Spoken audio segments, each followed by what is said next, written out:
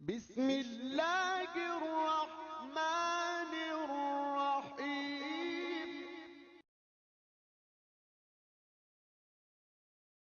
कई दिनों से मैं सोच रहा था एक वीडियो बनाने के लिए, तो आज स्पेशली बना ही दिया हूँ।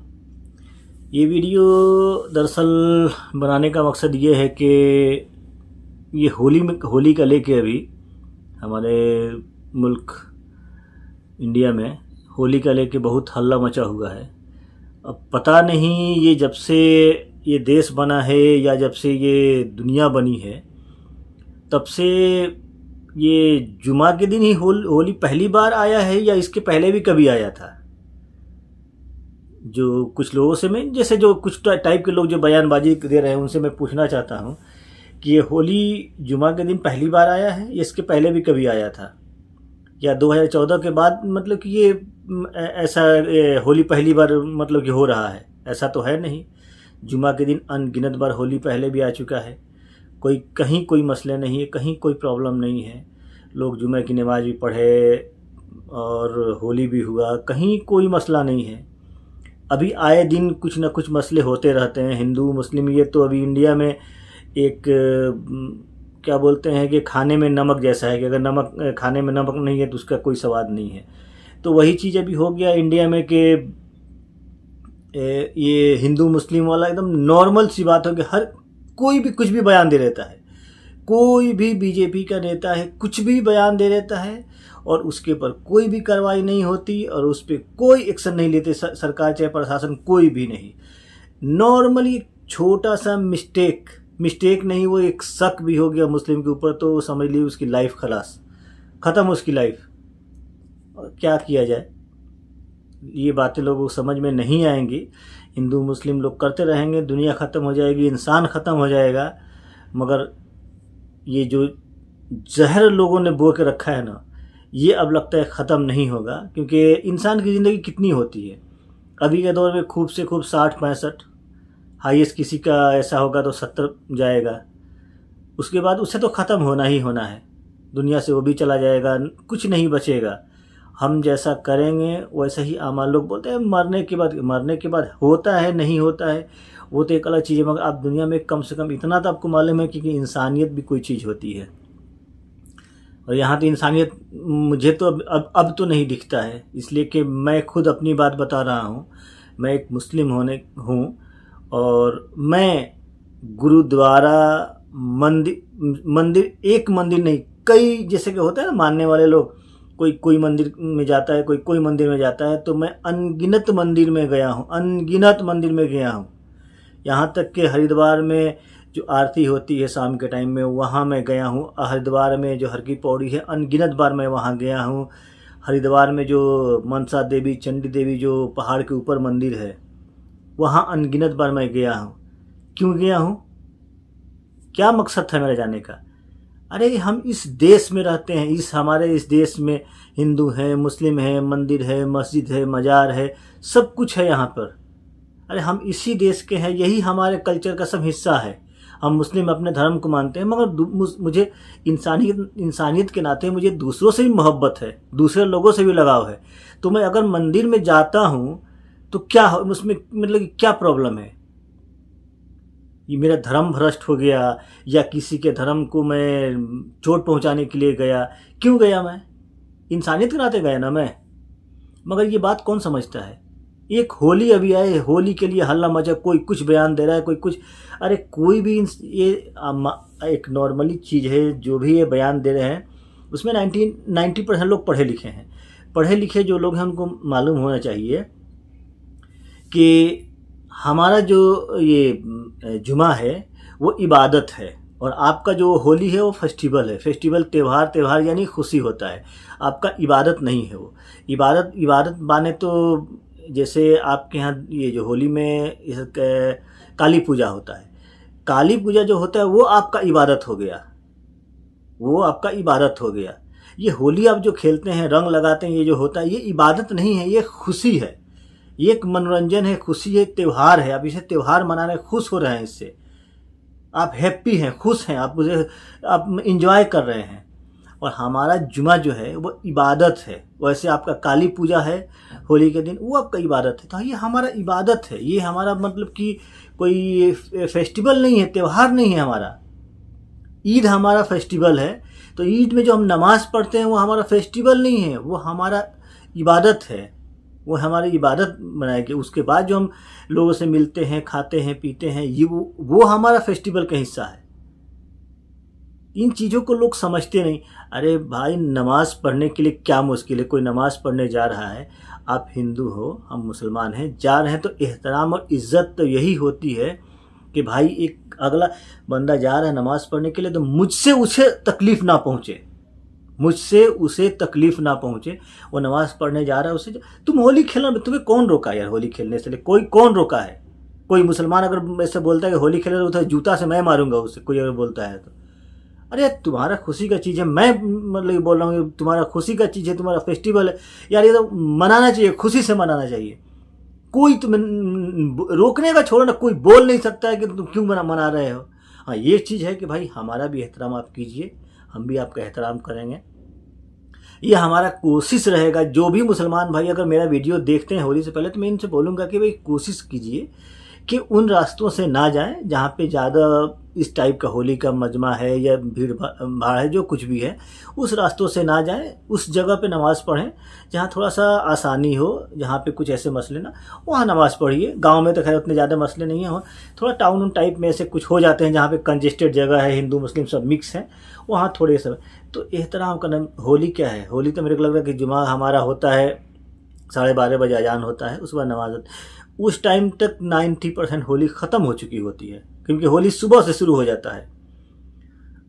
लोग उस टाइम तक एकदम वो, जैसे कि आप लोग के फेस्टिवल में हम अक्सर होली में लोग दारू और ये क्या वो भांग जो क्या क्या होता है वो सब पीते हैं, तो पी के ऐसे नशे में हो जाते हैं, फिर उसके बाद वो खेलने के लायक नहीं रहते हैं। तो जो लोग ये दारू पी रहे हैं, कोई भी खला, उससे मसला नहीं है मुझे, ठीक है, उनका ये मर्जी है। मेरे कहने का मतलब है कि उस टाइम तक तो होली ख़त्म ही हो जाती है, मान के चलिए। उसके बाद से क्या बचता है? जो असल मोहब्बत है, जिसे मोहब्बत बोलते हैं, वो मोहब्बत उसके बाद से शुरू होती है। उसके बाद से लोग मिलन हो, क्या बोलते हैं, होली मिलन टाइप के जो बोलते हैं उसको, अबीर वबीर लेके क्या के जाते हैं, वो लोग मिलते हैं, थोड़ा सा इधर या इधर क्या लगाते हैं। मुस्लिम लोग भी ऐसे होते हैं जो ज़्यादा परहेज करते हैं, मना कर देते हैं, नहीं लगाते हैं, तो हाथ में ऐसे थोड़ा सा ऐसे कुछ ही करते हैं, मतलब एक रस्मन, तो थोड़ा सा ऐसे किया जाता है। तो वो मुस्लिम, मैं गया हूँ, मैं अपनी बात बता रहा हूँ। मैं होली के दिन दोपहर के बाद से हिंदू लोग के कई घरों में मैं गया हूँ, जहाँ हम लोग जाते हैं। लोग वो जैसे मेरे कोई दोस्त है या कोई से जिससे से हमेशा मिलना जुलना है, जाते हैं लोग, क्या वो पकवान वगैरह सब बनता है, खाते होते हैं लोग, थोड़ा सा मुझे वो लगाएंगे, थोड़ा सा मैं उन्हें, ऐसे रस्मन जो होता है वो लगाते हैं लोग। तो ये मोहब्बत है, ये मोहब्बत तो पहले भी थी और आज भी होनी चाहिए। तो ये मोहब्बत कहाँ चला गया? क्यों ऐसा नहीं हो रहा है कि भाई हम पहले जैसा करें? आज धमकी दिए है, अपना कलेजा मजबूत करके निकलिए। ए भाई, धमकी वाली क्या बात है भाई? धमकी है, आप भाई मारना है मार दो ना, सीधा बुलडोजर चलाइए रहे हो, गोली भी चलवा दो, ख़त्म कर दो कहानी। ऐसा क्या बोल के यार, मोहब्बत तो बांटो यार, मोहब्बत बांटो। दुनिया में कुछ नहीं रह गया है। अगर तुम्हारी ज़िंदगी या मेरी ज़िंदगी, किसी की भी ज़िंदगी लंबी अगर होती तो हम चलो मान लेते कि चलो भाई मेरी हुकूमत रहेगी, हम सबको ख़त्म कर देंगे, हम अकेले हुकूमत करेंगे। ऐसा तो है नहीं। आप कोई मरना है, मुझे भी मरना है, ये कोई गारंटी नहीं है कि 70 साल बाद लोग मरेंगे। कोई 100 साल भी जिंदा रहता है, कोई 20 साल में मर जा रहा है, कोई 10 साल में मर जा रहा है। आज बात कर रहा हूँ, कल कोई मर सकता है, अभी घंटों में कोई मर सकता है। तो ये कोई नहीं जान रहा है। तो कुछ अच्छा करो यार, कुछ बेहतर करो। इस चीज़ों को मिटाने के लिए कोशिश करो कि यार ये जो प्रॉब्लम है, नफरती से कैसे ख़त्म किया जाए। जिन्हें कुर्सी चाहिए, जिन्हें सत्ता चाहिए, वो तो वहाँ मज़े कर रहे हैं। लड़ कौन रहा है? हम और आप लड़ रहे हैं। और एक चीज़ मैं आपको बता दे रहा हूँ, गौर कीजिएगा, वीडियो लंबा हो रहा है, मैं गौर कीजिएगा एक बात को, कि जितने भी दंगे होते हैं हिंदू मुस्लिम के, जो लोग उसमें मरते हैं, चाहे हिंदू हो या मुस्लिम हो, अगर हिंदू के घर का कोई मर गया उस दंगे में, कितने लोग 1 किलो आटा तक लेके कोई गया होगा आज तक उसके घर पे? 1 किलो आटा, 1 किलो चावल या 2 पैकेट बिस्किट ही लेके कोई इसके घर गया होगा कि चलो भाई ये आया था अपने ये जात धर्म और मजहब के लिए लड़ने के लिए, हिंदुओं के लड़ने के लिए आया था, ये चलो इसमें मारा गया, या वो क्या बोलते हैं, ये शहीद हो गया जो कुछ भी, तो चलो उसके घर का खर्च हम आज से हमारी पार्टी उठाएगी या हम उठाएंगे या हम लोग, कोई कुछ नहीं करता है। अगर हमारे मुसलमान का भी कोई आदमी उसमें मारा जाता है ना, कोई पूछने नहीं जाएगा। 10 दिन तक हमदर्दी रहेगी, महीना 2 महीना हमदर्दी रहेगी, कोई उसके बाद जितनी परेशानी उसके बीवी बच्चे उसके घर परिवार को होगा वो खुद झेलेगा। ना हम जाएंगे ना आप जाएंगे किसी के यहाँ। तो क्यों पढ़ना इन लफड़ों में यार, क्यों इन लफड़ों में पढ़ना है? आप इंसान हो, हम भी इंसान हैं। धर्म अलग चीज हो गया, ये शकल तुम्हारी वैसे ही जैसे मेरी है। हर एक पार्ट्स जो बॉडी में तुम्हारे, वो हर एक पार्ट्स बॉडी में मेरे है। फिर हमें क्या प्रॉब्लम है यार? जात और धर्म से क्या? तुम भी कमाते हो, तुम्हें भी पैसा मिलता है, हम भी कमाते हैं, हमें भी पैसा मिलता है, हमारी रोजी रोटी चलती है, तुम्हारी रोजी रोटी चलती है। फिर ये धर्म जात जो भी है हमारी इबादत है, ये हम अपने तक सीमित रखें, इसको एक दूसरे पे थोप के और इसको सार्वजनिक ना बनाएं, इसे उजागर ना करें। हमारा धर्म जो हमें सिखाता है उसे पढ़ना चाहिए। हमें अपने धर्म को सबसे पहले पढ़ना चाहिए। हिंदू हो, मुस्लिम हो, कोई भी हो, अपने धर्म को सबसे पहले पढ़ना चाहिए। एक हिंदू ने ही एक बार मुझे बताया था, ये महावीरी अखाड़ा था या कोई अखाड़ा कोई था, या सरस्वती पूजा या कुछ भी था, उसमें जय श्री राम के नारे लग रहे थे। मैं भी कंफ्यूज हो गया। मैं बोला कि ये किस चीज़ का, मैं उसी हिंदू से मैं पूछा ये किस चीज़ का जुलूस है, तो उसने कुछ बताया अपना। मैं बोला कि ये तो उस चीज़ का जुलूस है, तो फिर इसमें जय श्री राम के नारे क्यों लग रहे हैं? तो वो उस हिंदू भाई ने मुझे बताया कि भाई यहाँ के लोग पागल हो चुके हैं, इनके दिमाग में गोबर भर चुका है, इन्हें कैसे समझाया जाए। अरे भाई, आप आस्था क्या बोलते हैं? आस्था का मतलब आप लोग समझते हैं आस्था क्या होता है? आप लोग जब तक आप लोग पढ़ेंगे नहीं अपने धर्म को, मैं मुस्लिम या हिंदू कोई भी, जब तक हम अपने धर्म को पढ़ेंगे नहीं तब तक हम कुछ नहीं समझ सकते, कुछ नहीं जान सकते कि हमारा धर्म हमें क्या सिखाता है, हमें क्या बताता है। नॉर्मली सी बात है कि मैं मुस्लिम हूँ, मुझे बहुत तकलीफ है इन बातों से। आए दिन मैं देखता हूँ कहीं मंदिर मस्जिदें तोड़ी जा रही हैं, कहीं मदरसे तोड़े जा रहे हैं, कहीं मुसलमानों के घर तोड़े जा रहे हैं, कहीं मुसलमानों के ऊपर मुकदमे किए जा रहे हैं। ये क्या है यार? तकलीफ़ सभी को होती है, तकलीफ़ हमें भी होती है, हम भी इंसान हैं, तकलीफ़ हमें भी होती है। सोशल मीडिया पे आप देखिए कैसे कैसे बयान लोग दे रहे हैं।